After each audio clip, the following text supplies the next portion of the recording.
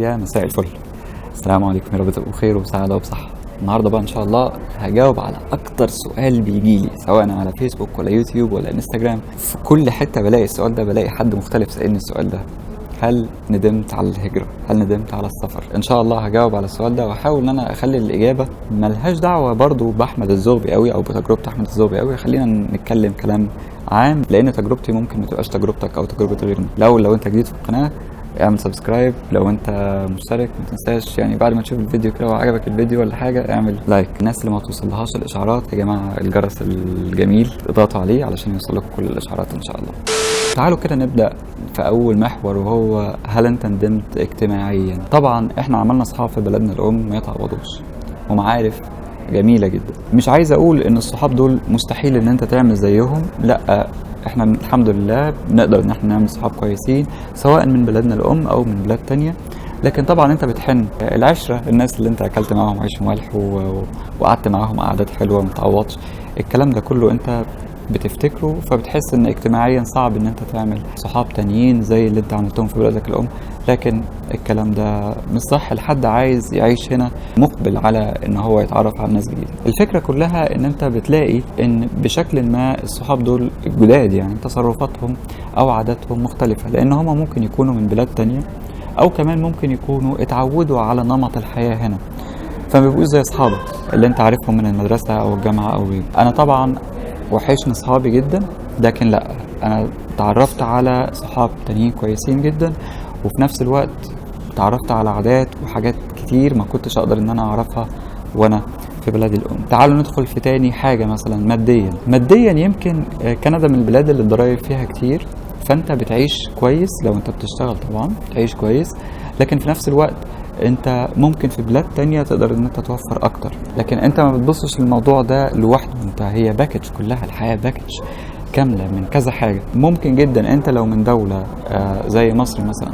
السعر الجنيه قليل، فانت بتقدر ان انت باي مبلغ بسيط بتحوشه بتلاقي ان هو بيعمل فرق. اي نعم، الحاجات في مصر الاسعار بقت في السماء بسبب تضخم وكده، لكن بيظل برضو الرقم البسيط اللي بيتحوش هنا بيعمل مبلغ هنا.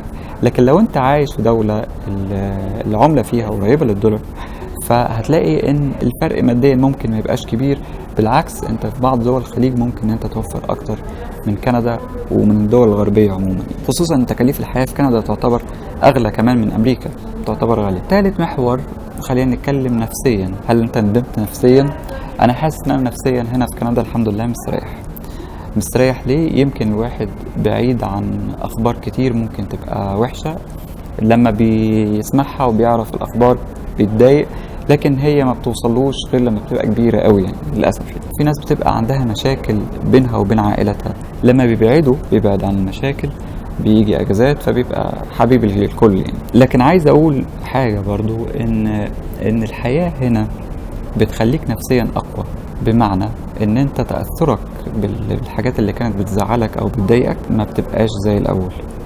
انت هنا بتعتمد على نفسك في كل حاجة من ساعة ما تيجي. في مصر مثلا كنا بنعتمد على ناس، على البواب يجيب لنا الطلبات، على واحد ينقل لنا عفش، على واحد يأجر لنا شقة. الكلام ده ما بيحصلش، انت بتعمل كل حاجة لنفسك، فبتحس مش ان انت ما بتبقاش محتاج للناس، احنا كلنا محتاجين لبعض يعني، فالناس لبعض انه ان لم يشعروا خدموا يعني. بتحس ان انت قادر ان انت نفسيا تعيش لوحدك، ما عندكش مشكلة في النقطة دي.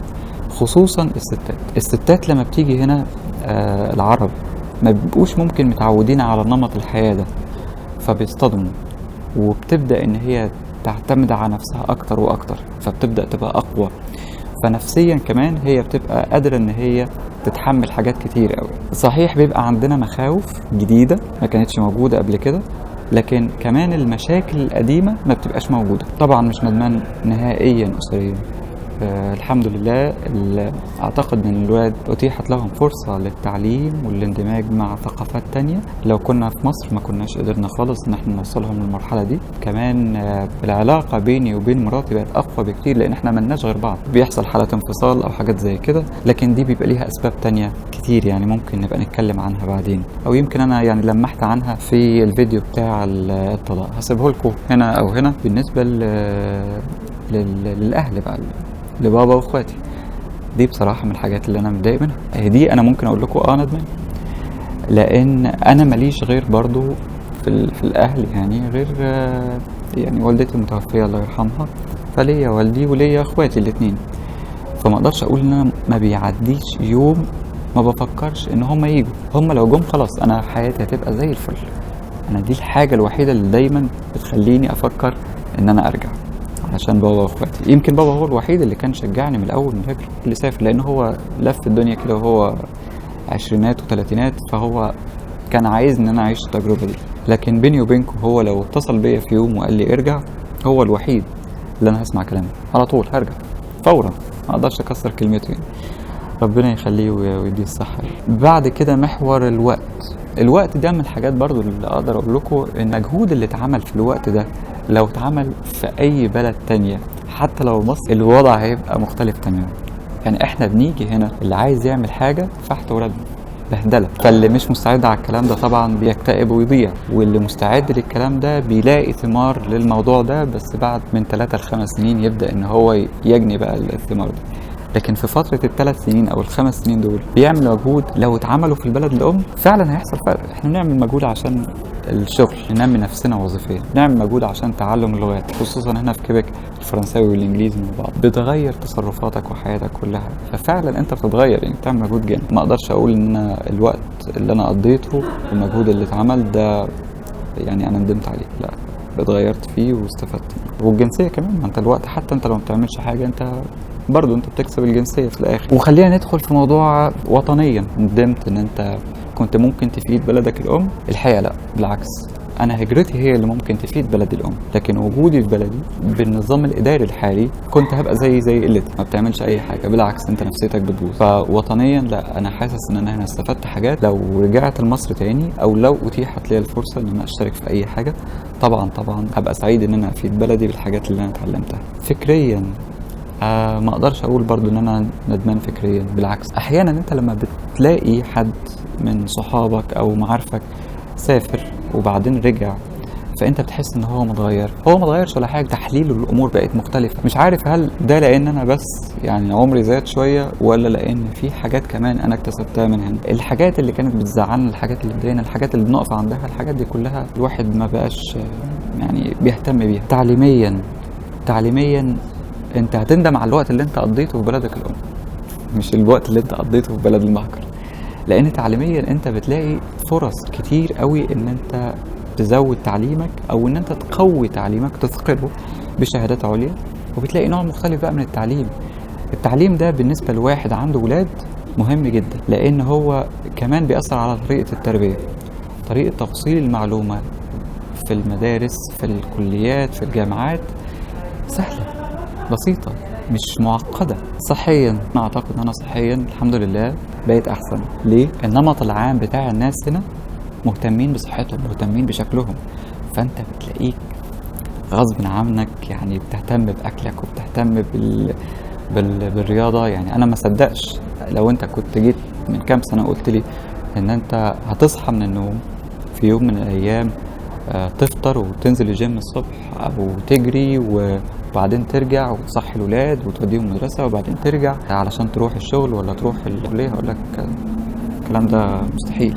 فعلا انت صحيا بتتغير. كان من مخاوفي البرد، لان انا عندي قولون عصبي بتأثر بالبرد، ولقيت ان سبحان الله صحتي كويسة وقادر ان انا اتحمل الجو، ما عنديش اي مشكلة فيه. دينيا اقدر اقول لكم ان انت عمرك ما هتقدر تقيم نفسك دينيا الا لما تسافر بلد تاني، تعرف على ناس من اديان تانية وثقافات تانية مقتنعين بفلسفة وآراء وأفكار، وأعتقد أن أنت هتحب دينك أكتر، لأن أنت هتعرف أن في مجال كبير فيه للتفكير، لاستيعاب أنماط جديدة في الحياة. أعتقد أن الفكرة اللي دايما بتقال الناس هنا بتيجي بتفقد دينها أو مش عارف إيه موجودة، ما أقدرش أنكر الموضوع ده، لكن في نفس الوقت اللي عايز يحافظ على دينه بيحب دينه أكتر بسبب أن هو بيبدأ أن هو يقرأ أكتر، لأن هو بيتعرض لمواقف ويرجع لدينه، فيلاقي ان في براح. مهنيا دي اقدر اقول لكم الحاجات، مش عارف يعني انا بحب مهنتي مهنتي قوي، بس المجهود اللي انت بتعمله علشان تحافظ على مهنتك، تعمل المعادلة بتاعتك